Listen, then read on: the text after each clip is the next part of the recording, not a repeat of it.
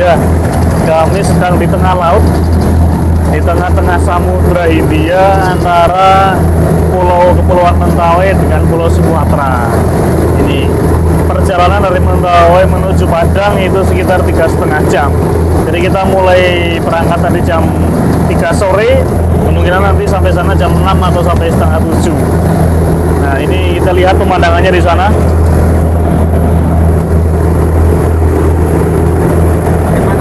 Ya, sangat luar biasa ya.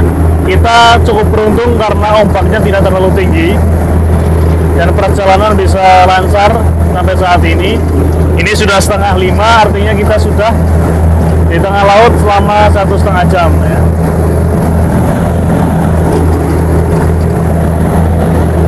Ini kita menggunakan Mentawai Fast. Sebelum adanya Mentawai Fast, para penduduk asli Mentawai atau para migran yang ke Mentawai mau menuju ke Pulau Sumatera itu 1 malam 12 jam menggunakan kapal feri. Ya. Tapi setelah adanya Mentawai Fast, perjalanan ditempuh hanya sekitar 3,5 jam. Jadi luar biasa sekali ini ya. Kapal cepat ya? Ya, kapal cepat. Tetapi ini tidak bisa membawa barang-barang yang banyak. Motor nggak bisa masuk, mobil nggak bisa masuk. Paling barang-barang elektronik yang sedikit atau barang-barang yang di bawah 100 kilo beratnya. Tidak bisa muat mobil ya? Tidak bisa. Sehingga kalau lewat mobil harus menggunakan ferry, ya, menggunakan ferry. Tapi bagi teman-teman yang ingin ke Mentawai, pakailah Mentawai Fast gitu ya. Ini sangat luar biasa kapalnya. Ini dalam rangka apa nih Mas? Iya, kita sudah 1 minggu di Mentawai. Ya, pertama adalah kita itu menjajaki kerjasama yang sudah berlangsung. Yang kedua juga ada motif liburan sebenarnya. Tapi nggak bisa liburan gitu ya, karena cuaca di Mentawai itu setiap hari hujan ini. Padahal saya rasa sekarang sudah masuk ke musim kemarau ya Pak Goris ya. Tetapi kok hujan terus setiap hari. Nah itu sehingga kita belum berenang. Apakah Pak Goris sudah berenang? Enggak. Sudah ya. Di pantai apa itu kemarin? Kemarin saya berenang di pantai Papan dekat. Oh iya. Bagaimana ombaknya di sana? Ombaknya kencang dan banyak orang dilarang supaya berenang ya. Tapi kita kemarin coba memberanikan diri Oh iya. berenang karena kita melihat juga ada anak-anak lokal yang berenang. Iya. Baik berenang atau berenang. Kalau keindahan pantainya seperti apa? Ya. Keindahan pantainya? Kalau pantainya ini enggak bagus seperti pantai Gede di Bali, hanya saja belum dimanfaatkan sebagai sebuah objek pariwisata yang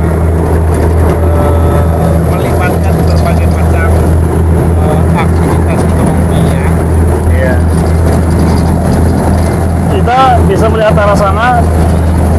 Matahari masih tinggi ya, artinya belum akan memasuki waktu sunset Ya ya. atau matahari tenggelam.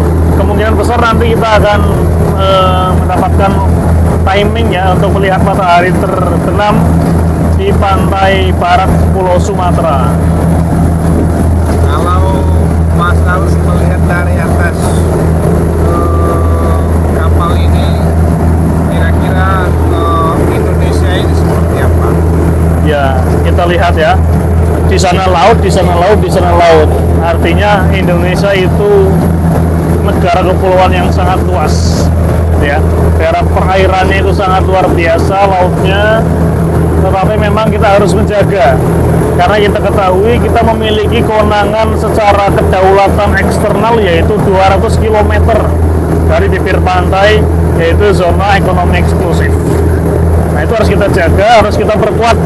Saya jarang melihat sekali kapal TNI Angkatan Laut di sini. Nah, saya khawatir nanti kalau banyak para pencuri ikan bagaimana Pak Goris? Menurut Pak Goris bagaimana? Kalau ada pencuri ikan,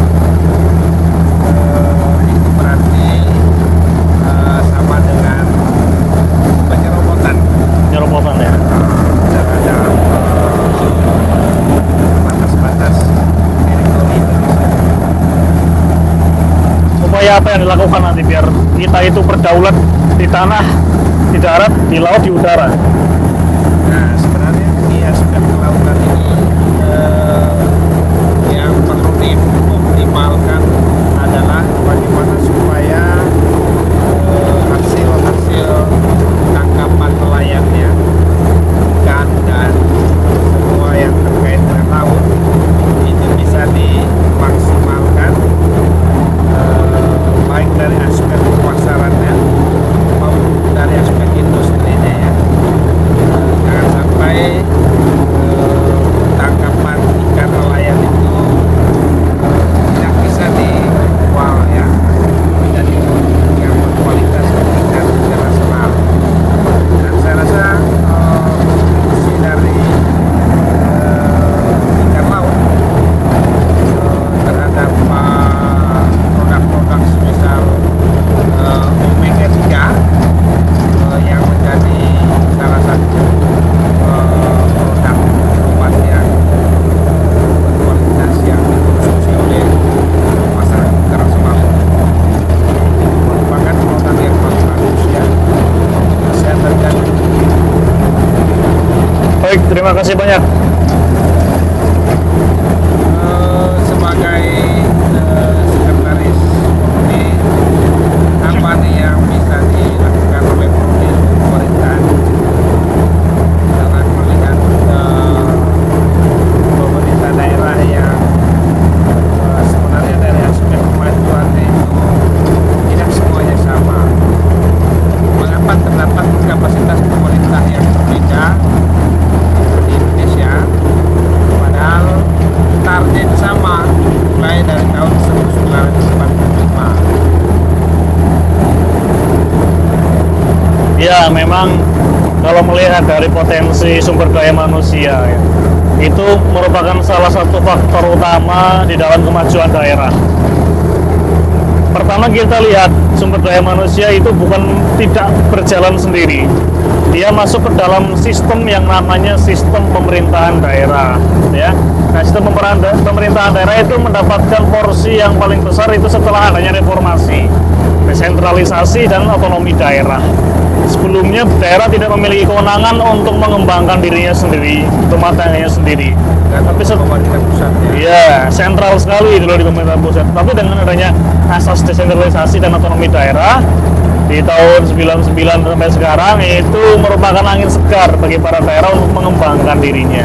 Nah, kalau kita membandingkan misalnya di Mentawai dengan daratan Sumatera ataupun daratan Jawa, itu startnya memang tidak sama, gitu ya. Tahun 50 bahkan tahun 1900 itu di Jakarta sudah ada gedung-gedung hebat, tapi di Mentawai masih hutan liar, gitu ya. Artinya 100 tahun pun itu masih sangat jauh sekali. Nah, oleh karena itu memang desentralisasi adalah salah satu upaya untuk bisa dilakukannya pemerataan pembangunan, termasuk pembangunan di birokrat-birokratnya di pemerintahan di daerah. Nah, itu menjadi PR para akademisi gitu ya. Jadi kita itu hadir, kita itu datang ke daerah-daerah yang kemudian dianggap sebagai daerah 3T untuk melakukan mencapai suatu misi, yaitu apa? Yaitu peningkatan SDM salah satunya. Di beberapa daerah itu, terutama di luar Jawa ya, faktor utama penggerak pembangunan daerah itu masih APBN, anggaran pendapatan belanja negara yang ditransfer ke daerah itu ke DAU. Ya, DAK juga. Dan DAK. Yang mengapa misalnya pendapatan asli daerah itu sampai dengan sekarang belum menjadi faktor penggerak utama bagi kemajuan penyelenggaraan pemerintahan daerah. Oke. Pertama kita lihat harus dari segi yang namanya pendapatan asli daerah, PAD. Pendapatan asli daerah itu paling banyak itu didapatkan melalui pajak dan retribusi daerah. Nah, pajak masyarakat yang kemudian di luar Jawa itu masih sangat tidak taat pajak. Contoh pajak PBB, bumi dan bangunan, pajak kendaraan bermotor dan lain sebagainya. Mereka belum mampu mengakumulasi, kemudian pajak-pajak itu harus wajib dibayar, sehingga itu menjadi salah satu pendapatan daerah. ataupun retribusi lain dan lain sebagainya seperti parkir, seperti lain sebagainya, itu merupakan hal penting untuk meningkatkan PAD, pendapatan asli daerah. Jika pendapatan asli daerah itu tinggi, maka itu akan menjadi konsumsi daerah lagi, menjadi belanja. Sehingga apa? Kemudian mereka tidak tergantung kepada DAKU, dana alokasi umum, dana alokasi khusus, dana intensif daerah DID, dana desa, lalu dana-dana yang lain itu, sehingga mereka itu sudah mapan dengan adanya tadi. Pertama adalah pajak yang kemudian taat, yang kemudian retribusi yang bisa dibuat, sehingga apa? Pajak itu menjadi pendapatan kemudian dibelanjakan lagi. Nah, belanja ini kemudian masyarakat ekonominya tumbuh, mereka memiliki upaya-upaya untuk bisa kemandirian secara ekonomi, pendapatan per kapitanya naik, PDRB-nya naik per tahun, dan lain sebagainya, sehingga daerah itu maju tanpa melihat adanya kucuran dana transfer terus dari pusat. Yang kedua adalah investasi. Daerah harus mampu melakukan investasi jangka panjang. Di dalam Undang-Undang Nomor 1 Tahun 2022 terkait dengan HKPD, hubungan keuangan pusat dan daerah, itu daerah diwajibkan untuk investasi, daerah diwajibkan untuk memiliki dana abadi. Nah, itu yang kemudian menjadi salah satu hal yang perlu diperhatikan oleh daerah. Selain mampu menciptakan pendapatan yang banyak, tapi harus mampu melihat 20 tahun ke depan seperti apa melalui dana abadi. Sehingga sewaktu-waktu ada hal-hal yang urgent, mereka tidak ketergantungan dana pusat terus, gitu, dana transfer dari pusat. Nah, kalau kita melihat dari dari anggaran pendapatan belanja daerah, kita menemukan bahwa belanja pemerintah daerah yang paling tinggi itu adalah belanja birokrasi, sedangkan belanja modal dan belanja infrastruktur itu masih sangat kecil. Nah, bagaimana Mas Taus melihat ini? Apa yang bisa misalnya dilakukan oleh daerah supaya ya kalau tidak berimbang ya minimal ya belanja modal dan belanja infrastruktur ini harus lebih tinggi daripada belanja birokrasi. Ya, memang kalau kita lihat beberapa daerah itu cenderung ada belanja pegawai itu lebih tinggi. Porsinya misalnya di atas 50% daripada belanja untuk operasional, belanja modal, belanja infrastruktur atau fisik. Nah, ini menjadi kekhawatiran. Uang itu habis untuk pegawai, untuk pensiunan, untuk gaji pegawai, honorer dan segala macam. Nah, ini perlu kita lihat bahwasanya itu adalah belanja yang cenderung belanja konsumtif sekali. Nah, kalau belanja produktif itu belanja di modal, belanja di investasi, belanja di infrastruktur, pengembangan ekonomi dan lain sebagainya. Mentawai sendiri per Juni 2023 itu baru sekitar 25% belanja terrealisasi, atau serapan anggaran belanja itu hanya 25%. Nah, ini sudah setengah tahun loh, atau di tengah-tengah tahun anggaran baru segitu. Padahal target untuk mencapai 100-190% minimal harus selesai di akhir tahun. Oleh karena itu, pertama kita harus bisa menggebrak terkait dengan bagaimana sistem pembelanjaan di setiap OPD itu dilakukan. Jangan sampai OPD itu takut membelanjakan, hanya menyimpan uangnya di rekening dan tidak digunakan untuk pertumbuhan ekonomi. Yang kedua, peran dari inspektorat dan BPKP untuk pengawasan. Belanja boleh dilakukan dan lain sebagainya, tetapi harus ada unsur pengawasan dan audit sehingga mereka tidak membelanjakan seenaknya sendiri dan lain sebagainya. Nah, ini dua hal yang kemudian berbenturan. Belanja mau tinggi tetapi dia takut terbayang-bayang oleh korupsi, KPK dan data dan segala macam. Nah, ini harus ada komitmen dari kepala daerah, DPRD, termasuk unsur-unsur pengawas, inspektorat, BPKP dalam rangka belanja yang maksimal, tetapi harus ada pengawasan yang maksimal juga. Nah, kalau dilihat dari anggaran ya Mas Bas ya, kita melihat misalnya belanja birokrasi yang tinggi itu seharusnya kan terimplikasi terhadap aktivitas ekonomi dan pembangunan ya. Tapi mengapa misalnya belanja birokrasi itu tinggi tetapi tidak memberikan kontribusi atau kurang lah ya, kurang memberikan kontribusi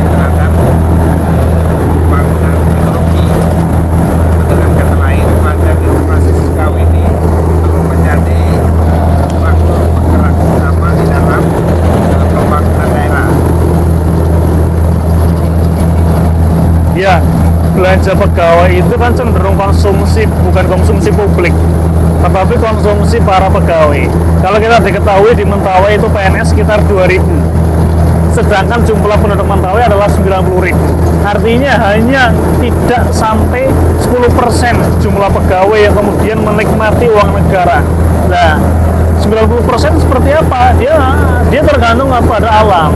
Itu yang pertama. Yang kedua, belanja pegawai itu kebanyakan mereka belanja justru ke Padang, bukan untuk belanja menikmati orang-orang yang kemudian mereka menjual barang-barangnya di Mentawai itu sendiri. Nah, sehingga uang yang kemudian ke Mentawai keluar lagi ke Mentawai karena belanjanya itu di luar Mentawai. Nah, itu salah satu hal yang kemudian menjadi paradoks gitu ya. Uang sudah masuk mau dikeluarkan lagi gitu ya. Nah, itu menjadi salah satu hal yang kemudian salah kaprah gitu ya untuk pembangunan. Kalau kita lihat juga misalnya beli barang-barang elektronik, terus beli bahan-bahan pokok dan lain sebagainya itu didatangkan dari Padang gitu ya, bukan dari orang Mentawai asli. Maka saran saya, belanja pegawai yang kemudian nanti akan bisa dinikmati oleh orang Mentawai itu sendiri adalah cintailah produk-produk Mentawai. Nah, sehingga uangnya itu ke Mentawai kemudian digunakan oleh orang Mentawai, dinikmati orang Mentawai, jangan belanja di luar. Nah, ini juga kan sebenarnya menjadi problem ya. Misalnya kita mengembangkan cintai produk lokal ya, tapi kalau kita mau lihat di beberapa kabupaten ya, kesediaan produk lokal itu sendiri sangat terbatas, dan justru kita sulit menemukannya di pasar ya. Nah, bagaimana misalnya menggerakkan aktivitas industri dari aspek produk lokal? Ya, pertama kita harus bekerja sama dengan Dinas Perdagangan, Koperasi dan UMKM. Untuk apa pertama? Pertama adalah untuk minimal meningkatkan kualitas produk lokal. Produk lokal yang hanya produksi sedemikian tradisional harus dinaikkan levelnya. Untuk apa? Terutama untuk belanja para orang-orang yang pendatang. Ya. Yang kedua, harus bisa berkaitan dengan bagaimana mereka mampu mengekspor produk-produk lokal itu keluar Mentawai. Dengan apa? Dengan upaya yang pertama adalah peningkatan kualitas makanan ataupun pakaian ataupun produk-produk lokal lain. Yang kedua adalah packaging. Packaging itu adalah pengemasannya. Yang ketiga adalah marketingnya. Itu harus bagus sehingga produk lokal itu kemudian bisa diekspor ke luar daerah, dan yang paling penting adalah mampu dicintai orang Mentawai itu sendiri. Misalnya kita lihat banyak produk-produk yang kemudian datang dari luar Mentawai, padahal Mentawai sangat luar biasa potensi lokalnya. Makan itu tidak usah pakai beras-beras yang datang dari luar, banyak loh sagu yang enak, banyak ubi yang enak dan lain sebagainya, dan mengenyangkan. Paling penting adalah itu sehat gitu ya, sehingga itu menjadi salah satu hal yang kemudian harus diangkat terus-menerus. Dimulai dari apa? Rapat-rapat di birokrasi Pemda itu harus menggunakan makanan-makanan produk lokal.